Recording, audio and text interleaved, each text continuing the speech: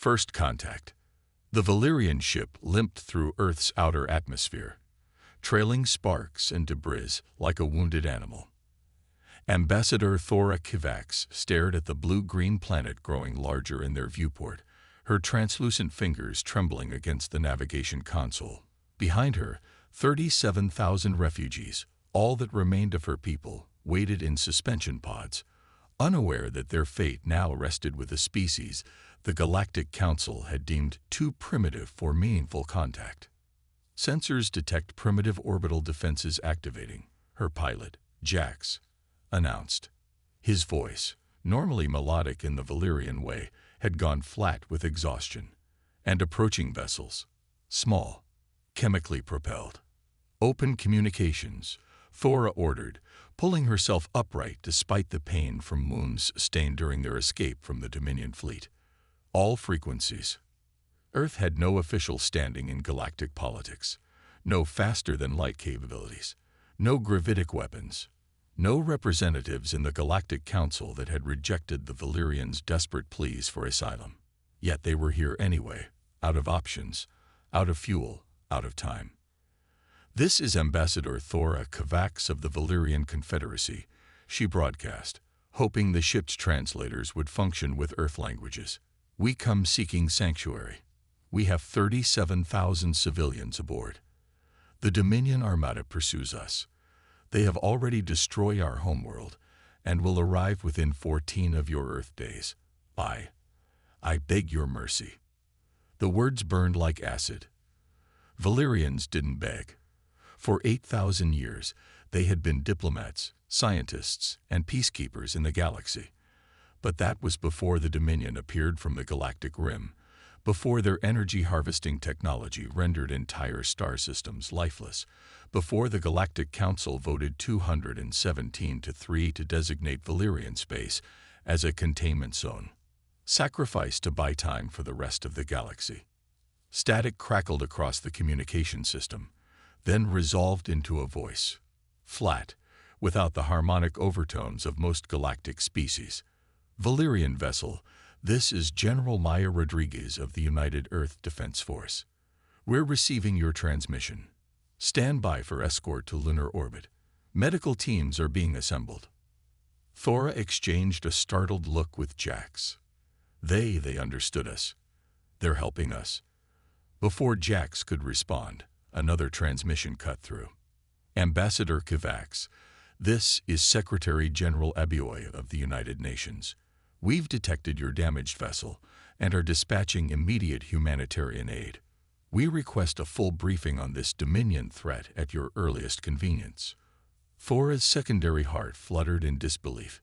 No demands, no negotiation, just help, immediate help. "The humans are mobilizing," Jax whispered, incredulous as he monitored Earth's communication channels.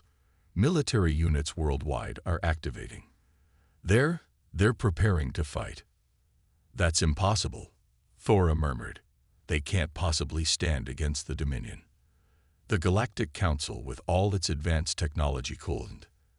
"Ambassador," interrupted a new voice, deeper, and with an authority that silenced her instantly. "This is Admiral Wai Chen of the International Space Defense Coalition. We've analyzed your vessel's damage patterns. These are weapons impacts consistent with directed energy technology far beyond our current capabilities. If the threat you're fleeing can do this to your advanced ship, we need to prepare our people. We're initiating global defense protocols immediately." Thora sank into her command chair, overwhelmed. The Galactic Council, composed of 500 species with technologies thousands of years more advanced than Earth's, had debated for weeks before abandoning the Valyrians to their fate. These humans had decided to help within minutes of first contact. "They don't understand what they're facing," she whispered to Jax. "The Dominion has harvested 37 star systems. They've defeated the combined fleets of the Arcturian Empire. Earth will be annihilated." Jax's 4 eyes blinked in sequence, a Valyrian expression of profound realization. "But they're still choosing to fight. For us. For strangers." As their damaged ship was gently guided into lunar orbit by Earth vessels, that looked painfully primitive compared to the sleek Valyrian craft, Thora witnessed something that defied her understanding of the galaxy. The humans were coordinating globally, moving with urgent purpose. Military units deployed, space platforms repositioned, and most shockingly, the refugees were being welcomed. We're receiving hundreds of transmissions from Earth governments and civilian organizations, Jax reported, his voice gaining strength. They're arranging accommodation for our people. Medical facilities, temporary settlements. They're arguing over who gets to host the first groups. 12 hours after their arrival, Thora found herself in a hastily arranged conference room within the International Lunar Base, facing the leaders of Earth. They were strange creatures, their skin colors ranging from pale pink to rich brown, their bodies solid and dense compared to the willowy Valyrians. Yet their eyes held an intensity that Thora had rarely seen among the ancient, comfortable species of the Galactic Council. The Dominion fleet consists of approximately 300 capital ships, she explained, projecting a hologram from her neural implant. Their primary weapon is an energy drain technology that literally pulls the atomic energy from matter, leaving nothing but inert particles. No conventional defenses have proven effective. Instead of despair, Thora saw something unexpected ripple through the assembled humans. Not resignation, not fear, but a kind of grim determination mixed with, was that excitement. A woman in a military uniform, General Rodriguez, leaned forward. So conventional shields don't work. What about unconventional ones? Have you tried dispersed particle fields, quantum fluctuation barriers, nested gravitational lenses? Thora blinked rapidly in confusion. Those are theoretical concepts. No species has developed such technologies. We have prototypes, said a gray-haired scientist. They've never been tested in combat, but the principles are sound. If the Dominion drains energy in a specific wavelength pattern, we might be able to create interference. With respect, Dr. Chandra, Thora said carefully, the Arcturians tried for decades to develop countermeasures. They had technology thousands of years more advanced than Earth's. The Dominion adapted to every defense. Admiral Chen, a stocky man with calm eyes, tapped the holographic display of the Dominion fleet. The Arcturians and your Galactic Council have been at peace for millennia, correct? They'd forgotten how to think like warriors. He smiled, though there was nothing gentle in the expression. Humans have never had that luxury. You don't understand, Thora insisted, frustration bleeding into her voice. We beg the entire galactic community for help. 500 species, many with technology that would seem like magic to you. They all refused because they knew the Dominion couldn't be stopped. Secretary General Abioy rose from his seat. He was a tall man, his dark skin contrasting with the silver in his close-cropped hair. When he spoke, his voice carried the weight of absolute conviction. Ambassador Kovacs, perhaps there's something you should understand about humans. Throughout our history, we've faced threats that seemed unstoppable, plagues that killed millions, tyrants with overwhelming force, natural disasters that leveled our cities. Yet we're still here. He gestured toward the viewport, where Earth hung like a blue jewel against the blackness of space. Humanity doesn't calculate odds the way your council does. When we see suffering, many of us don't ask whether we can win. We ask only how we can help. And when someone threatens those under our protection, his expression hardened. Well, that's when we get creative. As if to punctuate his words, a junior officer rushed into the room, tablet in hand. She whispered something to General Rodriguez, whose eyes widened before she addressed the room. The Deep Space Monitoring Network has detected a gravitational anomaly consistent with the ambassador's description of Dominion FTL signatures. They've accelerated their approach. New estimated arrival: 7 days. The room erupted in urgent conversation, but Thora noticed something astonishing. Not one human suggested surrendering or evacuating. Instead, they immediately began coordinating response plans, defense strategies, evacuation of civilian populations from coastal cities that might be targeted first. Later, as Thora was escorted to temporary quarters, she found herself walking alongside Dr. Chandra, the scientist who had mentioned the experimental defense technologies. "Why?" she asked simply. "Why would you risk your entire species for us?"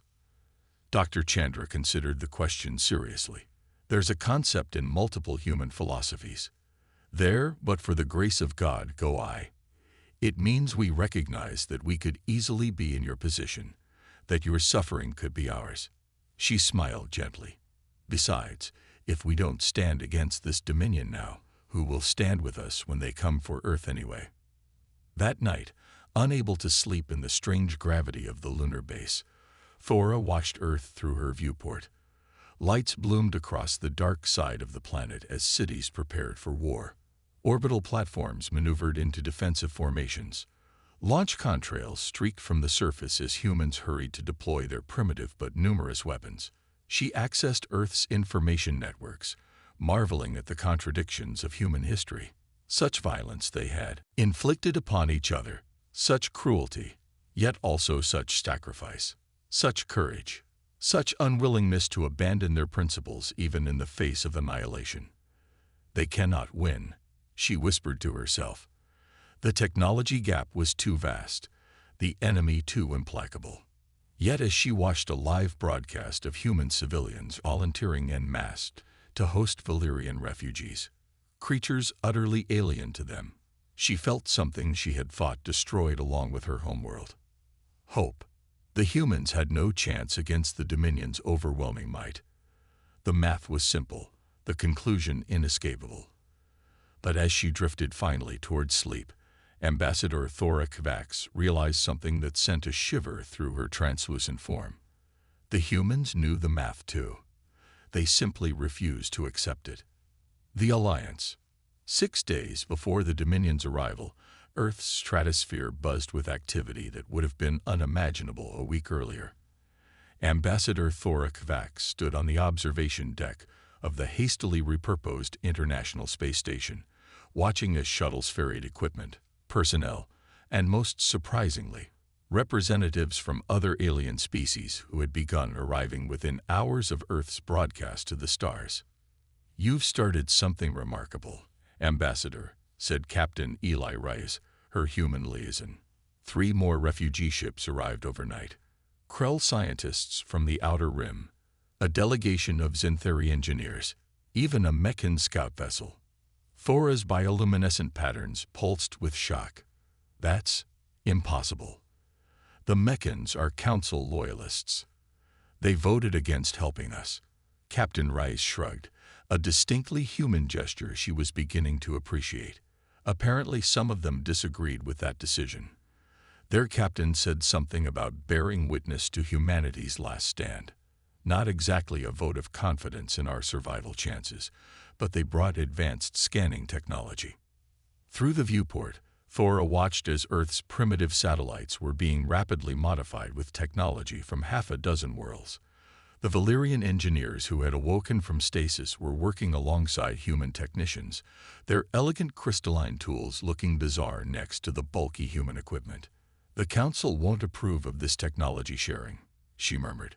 "With respect, Ambassador," Rice replied with a hint of steel in his voice, "the Council abandoned your people to die. I don't think their approval matters much anymore." A console chimed, and Rice gestured toward the meeting chamber. "The Defense Coordination briefing is about to begin. Admiral Chen requested your presence." The station's largest module had been converted into a war room. Representatives from Earth's major military powers sat alongside delegates from the alien vessels that had answered humanity's open call for assistance. The atmosphere crackled with tension and, strangely, excitement. Admiral Chen stood before a holographic display showing the solar system, with a red cluster representing the approaching Dominion fleet. Latest intelligence confirms 317 Dominion vessels will reach our outer system defenses in approximately 143 hours. He began without preamble. "Based on information from our new allies, conventional weapons will be largely ineffective. However, we have several unconventional options. A Krell scientist, a hulking insectoid being with compound eyes that reflected the room in fractured patterns, stepped forward. My people have studied Dominion technology for decades from a distance. Their energy drain capabilities operate on a quantum harmonic principle, theoretically vulnerable to phase disruption. Theory won't be enough, growled General Rodriguez. We need practical applications, and fast. Dr. Chandra rose from her seat, tablet in hand. We've been integrating the Krell research with our quantum fluctuation experiments. The results are promising. She nodded to a technician who updated the holographic display. If we can deploy enough phase disruptors in a layered defense, we might be able to create temporary blind spots in their drain fields. Temporary won't cut it, said a new voice. A Xanthari engineer, her silver-scaled body gleaming under the lights. But what if we don't try to stop their drain technology? What if we redirect it? The room fell silent as the Xanthari manipulated the hologram, showing a complex energy pattern. Dominion ships harvest energy in a specific sequence. If we could create a resonance cascade, we could potentially overload their collection systems, finished Dr. Chandra, eyes widening. Like blowing a circuit with too much power. Exactly, the Xanthari agreed. But it would require a massive energy source deployed with precise timing. What about nuclear detonations in sequence? Suggested a Russian general. We have enough warheads to create the necessary energy spike. Thora watched in amazement as humans and aliens rapidly built upon each other's ideas. No debates about protocol. No concerns about proprietary technology. Just an urgent collective problem-solving session, unlike anything she'd witnessed in the Galactic Council. A soft chime interrupted the discussion. A communications officer approached Admiral Chen, speaking quietly into his ear. The Admiral's expression remained stoic, but Thora noticed a slight tightening around his eyes. We have a new development, he announced. 3 Council battlecruisers have just entered the system. They're demanding we cease all unauthorized technology sharing and surrender the Valyrian refugees immediately. The room erupted in angry shouts, both human and alien. Captain Rise leaned toward Thora. Council battlecruisers are formidable, yes. Among the most powerful vessels in the galaxy, she confirmed. Each carries enough firepower to sterilize a continent. To her surprise, Rise smiled. Well, that might actually be useful. Admiral, permission to speak. Chen nodded. If these council ships are as advanced as the ambassador says, they could significantly bolster our defenses if we can convince them to join us instead of fighting us. They won't, Thora said firmly. The council voted. They've committed to a containment strategy. Secretary General Abioy, who had been quietly observing until now, stood. Every vote can be reconsidered in light of new evidence. Admiral, let's invite the council representatives to see what we're building here. Captain Rice, Ambassador Kavax, you'll join me in this diplomatic mission. 2 hours later, Thora found herself aboard the UN diplomatic shuttle, approaching the lead council vessel, an enormous, gleaming construct that made the human craft look like a child's toy. Remember, Abioy said quietly, our goal isn't to beg for help. It's to offer an alliance. Thora's bioluminescence flickered with confusion. But you need their help far more than they need yours. Perhaps, the Secretary General replied. But they need something only we can provide, a new perspective. The council delegation was led by High Arbiter Vox Centene, a being composed of swirling energy contained within an ornate mechanical shell. Thora had presented to him during the Valyrian plea for asylum. He had voted no. Secretary General Abioy. The Arbiter's translated voice resonated through the meeting chamber. Your species has violated numerous council protocols regarding technology exchange and interference in galactic affairs. With respect, Arbiter. Abioy replied calmly, Earth is not a council member. We violated no treaties or agreements. We simply offered sanctuary to refugees and accepted technological assistance freely given. The Dominion threat is beyond your comprehension, Centene continued. The Council has determined that containment is the only viable strategy. You will surrender the Valyrian refugees and cease your futile defense preparations. Captain Reyes stepped forward, his posture relaxed, but his eyes intense. Before you issued that order, did you actually review our defense plans? The Arbiter's energy form pulsed. Human strategies against the Dominion are irrelevant. Your technology is primitive. Your weapons ineffective.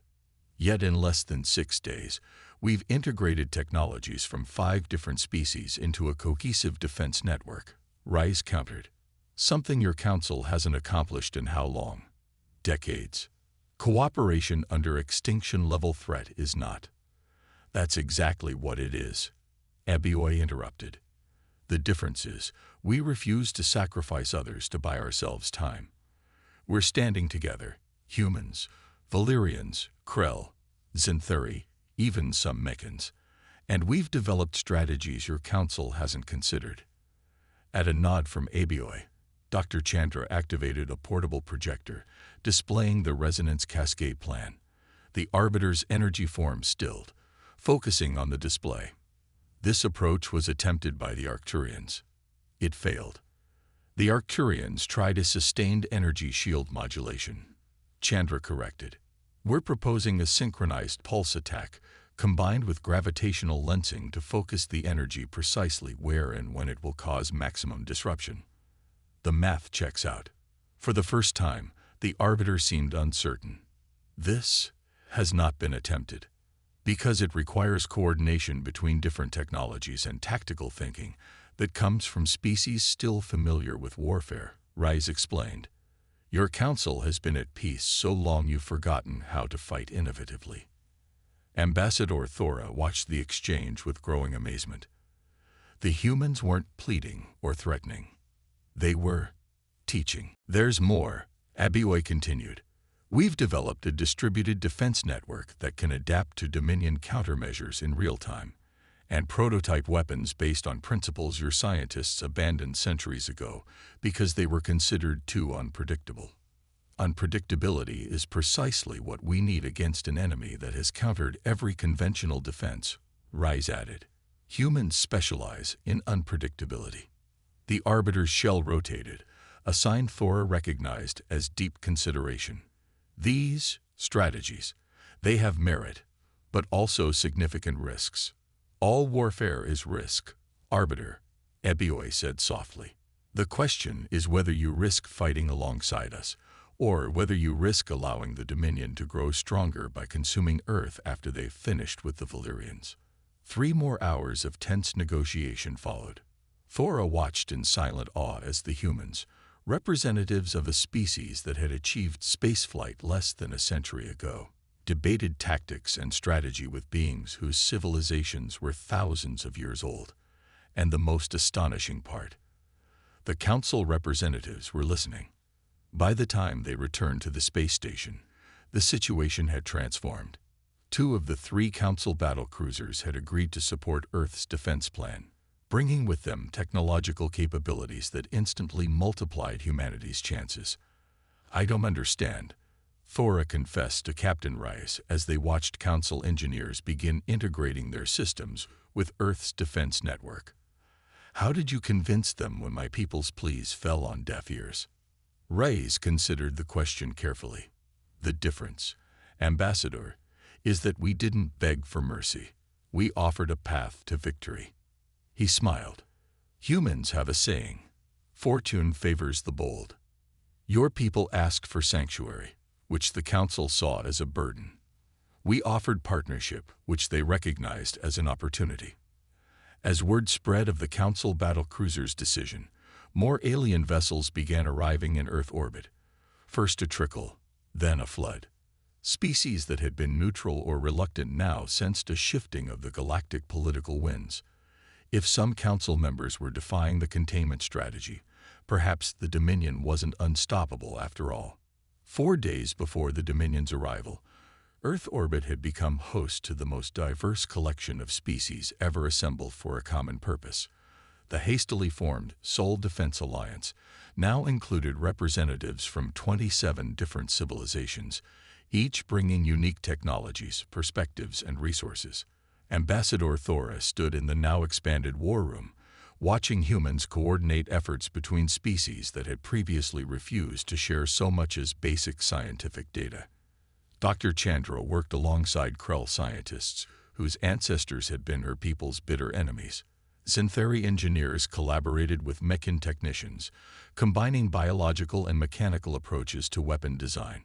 And at the center of it all, human military strategists absorbed, adapted, and improved upon ideas from across the galaxy, weaving them into a defense plan unlike anything the Dominion had ever faced. They've never encountered humans before, Admiral Chen explained to the assembled alien commanders. Every other species they've harvested had abandoned warfare centuries or millennia ago. We haven't had that luxury. War has forced us to become innovative, adaptable, and ruthlessly practical. A Mechan observer, its crystalline form glittering under the lights, spoke. The Council records indicate humans still wage war against each other. This was cited as reason to delay contact. Yes, Chen acknowledged without apology. We're still learning to overcome our violent tendencies, but that same capacity for violence becomes a strength when directed against a common enemy. The Mechan's lights pulsed in what Thora had learned was their equivalent of thoughtful consideration. Fascinating. A species that turns its greatest flaw into its greatest advantage. As the briefing concluded, Thora found herself beside Secretary General Abioy, watching the tactical displays showing the Dominion fleet's inexorable approach. Even with all this, she said quietly, the odds are still against us. Abioy nodded. Yes, but they're better odds than we had a week ago. He turned to her, his expression solemn yet somehow serene. Ambassador, throughout human history, our greatest achievements have come not when victory was certain, but when it seemed impossible. When we had nothing left but courage, ingenuity, and the unwillingness to surrender. He gestured toward the bustling command center, where humans worked alongside beings from across the galaxy. Look what we've accomplished in less than 7 days. Cooperation between species that have been suspicious of each other for millennia. Technological integration that the Council deemed impossible. Defiance. The first Dominion scouts entered the solar system exactly on schedule. Ambassador Thora Vax watched them on the tactical display. Sleek, asymmetrical vessels that seemed to absorb rather than reflect light. They moved with predatory precision, methodically scanning each planet and moon they passed.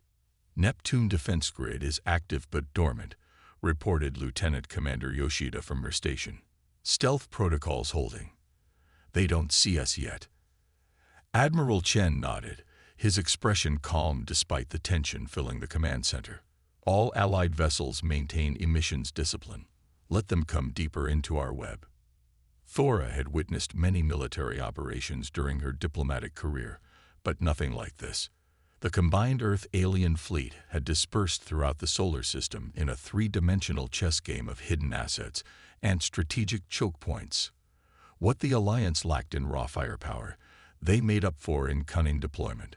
Dominion advance elements have passed Neptune's orbit, announced a Krell sensor officer, his mandibles clicking with nervous energy. Main fleet formation following approximately 6 light minutes behind. Right on schedule, Captain Rice murmured beside Thora. Predictable. That's good. The Dominion scouts accelerated toward the asteroid belt, seemingly oblivious to the traps waiting for them. Humanity had transformed the belt into a minefield of improvised weapons. Thousands of asteroids rigged with conventional explosives, nuclear devices, and alien technology designed to disrupt the Dominion's energy drain capabilities. First contact in 30 seconds, Yoshida announced. The command center fell silent. Even the alien representatives, many from species that had known peace for thousands of years, seemed to hold their breath. On the main display, the lead Dominion scout suddenly changed course, veering away from a cluster of modified asteroids. They've detected something, Admiral Chen said sharply. Initiate Phase 1. At his command, hundreds of detonations rippled through the asteroid belt. Not direct hits on the Dominion vessels, but precisely calculated explosions that created a chaotic debris field, temporarily blinding the scouts' sensors and forcing them into a predictable evasive pattern. "Now," Chen ordered. From hiding places within the larger asteroids, a dozen small attack craft, a mix of human and synthetic design, launched simultaneously. They moved with blistering speed, each targeting a different Dominion scout with weapons designed to disrupt rather than destroy. "First blood to us," Rice said with grim satisfaction as two Dominion scouts collided amid the confusion, their hulls breaching in silent explosions. But the victory was short-lived. The remaining scouts rapidly adapted, their hulls shifting to absorb the energy from Alliance weapons. 3 attack craft vanished from the tactical display in quick succession. "They're learning," Dr. Chandra observed from her science station, "adjusting their defenses faster than we anticipated." "As expected," Chen replied. "Fall back to Phase 2 positions." The surviving attack craft retreated, drawing the Dominion scouts toward Mars, where the next layer of defenses waited. Meanwhile, the main Dominion fleet had detected the conflict and accelerated, their formation shifting into an attack pattern. "They're deploying energy drain projectors," reported the Meccan observer, "preparing to harvest Mars and its moons." "Let them try," General Rodriguez said with a predatory smile. As the Dominion fleet approached Mars, they encountered no resistance. Their massive harvesters moved into position around the red planet, extending vast energy collection arrays designed to strip a world of its resources in hours. "Energy buildup detected in Dominion harvesters," Yoshida announced. "They're beginning extraction." "Activate the Phobos array," ordered Chen. Deep within Mars' moon Phobos, which humans and alien engineers had hollowed out and transformed into a massive energy weapon, reactors surged to life. As the Dominion began to drain Mars' electromagnetic field, the Phobos array released a precisely modulated pulse, not targeting the Dominion ships directly, but the energy streams they were collecting. The effect was spectacular. The carefully calculated resonance cascade that Dr. Chandra and the Xanthari engineers had designed rippled through the Dominion energy collection systems. 3 harvesters exploded immediately, their collection arrays overloaded by the sudden surge. 2 more spun out of control, their navigation systems compromised. Cheers erupted in the command center, quickly silenced by Admiral Chen's raised hand. "It worked once. They won't fall for it again. All units, execute Phase 3 immediately." The battle expanded across the solar system in a complex dance of feint and counterfeint. Earth's forces lacked the Dominion's raw power, but compensated with tactics that no harvester fleet had ever encountered. Human submarines, hastily retrofitted with alien technology and launched into space, used stealth techniques developed over centuries of undersea warfare to strike and vanish. Krell bioships mimicked Dominion energy signatures, creating confusion in their targeting systems. Yet for every small victory, the defenders paid a heavy price. The Dominion adapted with frightening speed, their collective intelligence analyzing and countering each new tactic more quickly than the last. 8 hours into the battle, Admiral Chen called an emergency council with the Allied commanders. The tactical display told a grim story: nearly 40% of their forces destroyed or disabled, while the Dominion fleet, despite significant losses, still numbered over 200 vessels inexorably advancing toward Earth. The resonance cascade worked initially, but they've reconfigured their collection arrays. Dr. Chandra reported, exhaustion evident in her voice. "Each new attempt is less effective. Our stealth systems are failing as well," added a Valyrian commander. "They're adapting faster than we can implement countermeasures." Thora watched the human leaders exchange glances. To her surprise, she saw not defeat but determination hardening in their expressions. "Then we change the game entirely," said General Rodriguez. "It's time for Operation Ragnarok." The name meant nothing to Thora, but she noticed several alien representatives react with alarm. "You can't be serious," protested the Krell commander. That plan has less than a 20% survival probability for the implementation teams, which is why I'll be leading it personally, Rodriguez replied calmly. Admiral Chen has approved the operation. The volunteer teams are ready. What is Operation Ragnarok? Thora asked Captain Reyes quietly. His expression was grim. A last resort strategy. We couldn't convince the council representatives to approve it earlier. They considered it too reckless. What does it involve?